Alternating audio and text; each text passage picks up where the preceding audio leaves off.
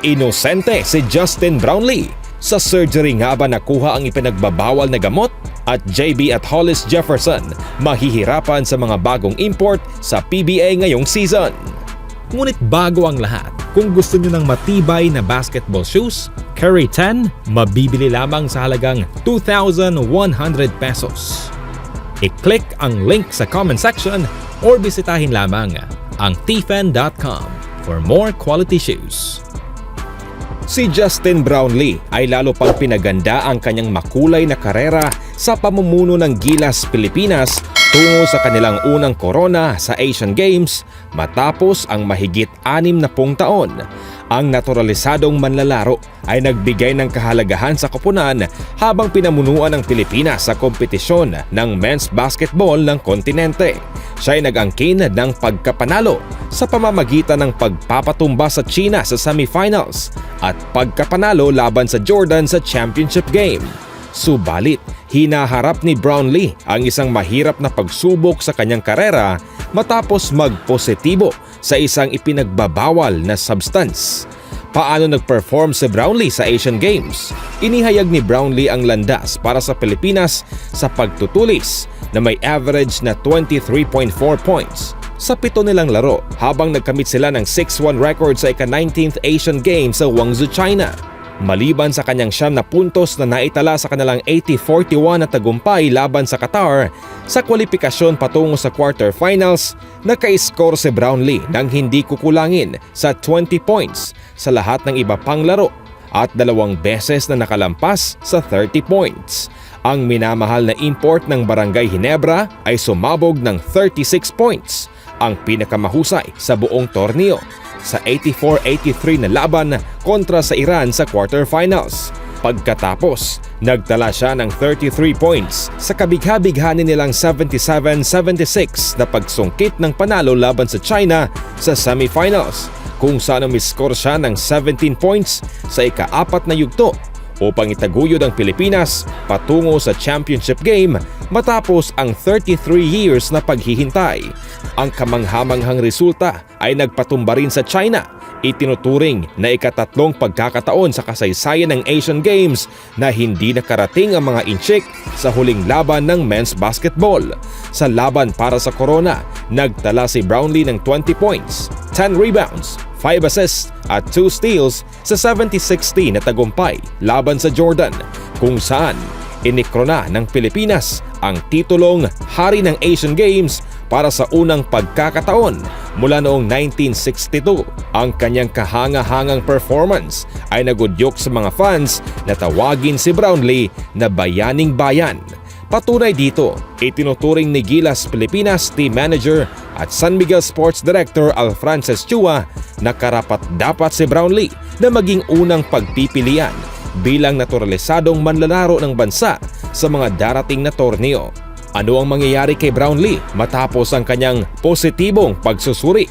Mula sa kasiyahan, nagkaroon ng kaguluhan ng inihayag ng International Testing Agency o ITA noong Huwebes, October 12, na hindi pumasa si Brownlee sa anti-doping test na isinagawa matapos ang final match.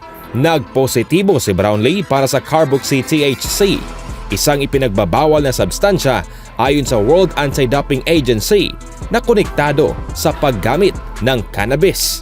Sinabi ni Philippine Olympic Committee o POC President Abraham Bambol Tolentino na posible na nainom ni Brownlee ang gamot na naglalaman ng ipinagbabawal na substance habang siya'y nagpapagaling mula sa operasyon.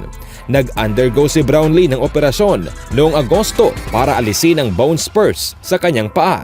Ayon sa ITA, may karapatan si Brownlee na humiling ng pagsusuri ng kanyang B sample na gagamitin upang kumpirmahin o baliwalain ang positibong resulta ng kanyang A sample.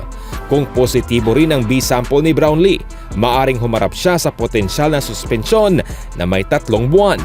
Ngunit ayon kay Tolentino, maaring babaan ang suspensyon sa 1 hanggang 3 buwan kung magtagumpay si Brownlee at ang Samahang Basketball ng Pilipinas o SBP na mag-apila sa kanilang kaso sa Court of Arbitration for Sports o CAS. Ayon sa website ng ITA, ilang kaso ay maaring hindi pa final at maaring kinukwestiyon bago sa CAS. Idinagdag ng ITA na ang mga parusa na naaangkop sa ilalim ng otoridad ng Olympic Council of Asia o OCA ay nag-uugnay lamang sa kasalukuyang edisyon ng Asian Games, kung saan ang International Federation ng Kaukulang Manlalaro ay responsable para sa mga karagdagang parusa. Ang FIBA ang ahensya na nangangasiwa sa basketball. Ibig bang sabihin nito ay mawawala ang ginto ng Gilas Pilipinas? Ayon sa POC, nananatili ang titulo ng Asian Games sa Pilipinas base sa mga patakaran sa mga laro ng koponan.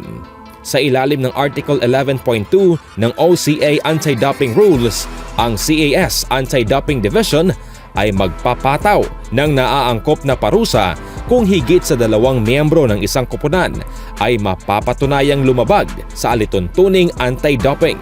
Kabilang sa mga parusang ito ay ang pagkawala ng puntos o diskwalifikasyon.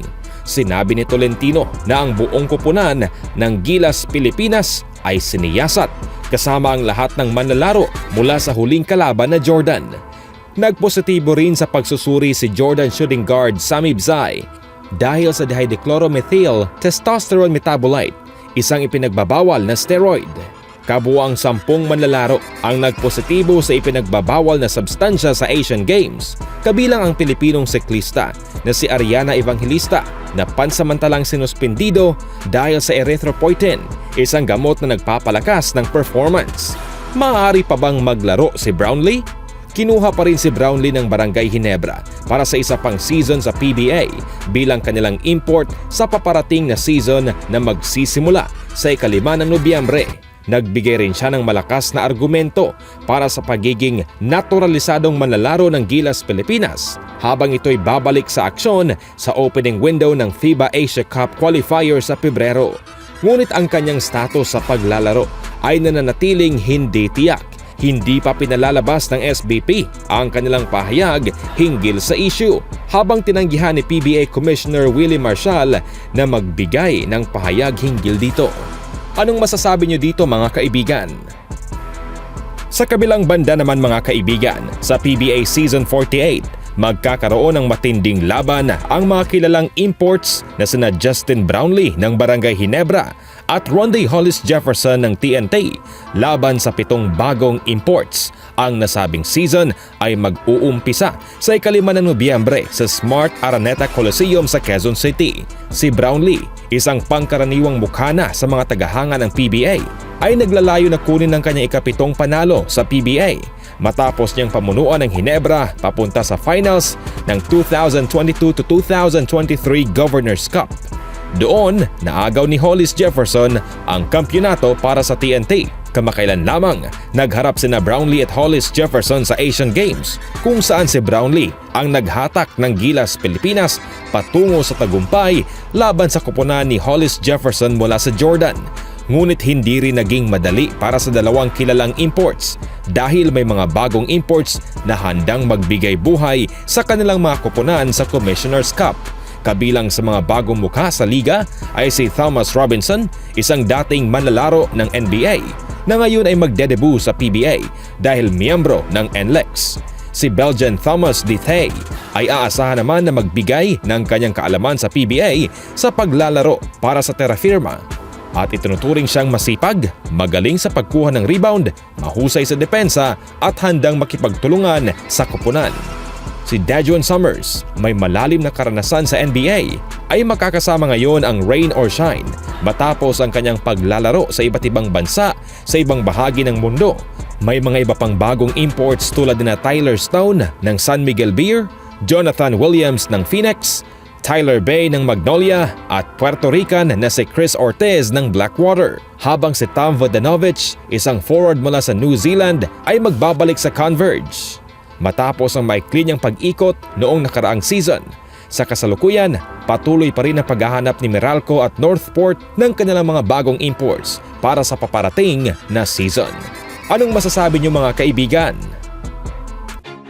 always do it on my own, so I gotta get through it. And the only thing I know is to love what I'm doing. Never give up, never slow, till I finally prove it. Never listen to the no's, I just wanna keep moving. Keep my head up when I act, head up, that's a fact. Never looking back, I'ma keep myself on track.